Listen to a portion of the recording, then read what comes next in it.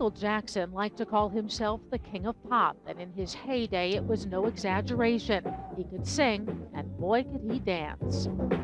Jackson performed his famous moonwalk for the first time on Motown's 25th anniversary special. He had been perfecting his act since the age of 5 when he would sing with his brothers in clubs around their hometown, Gary, Indiana.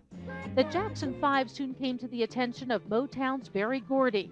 The rest, as they say, is history. The Jackson 5 consistently topped the charts in the 60s and 70s. They appeared on The Ed Sullivan Show and opened for Diana Ross and the Supremes.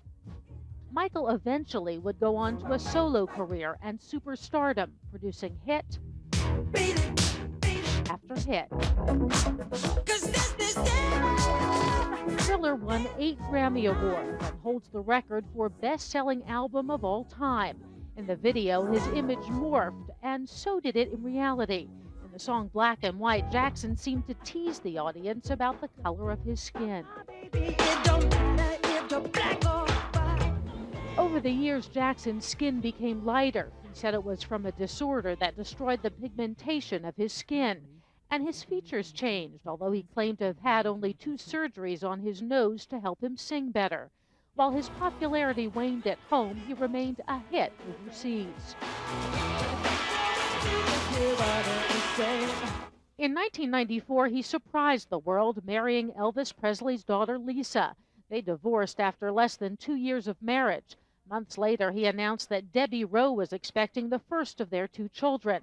They married but never lived together and eventually divorced.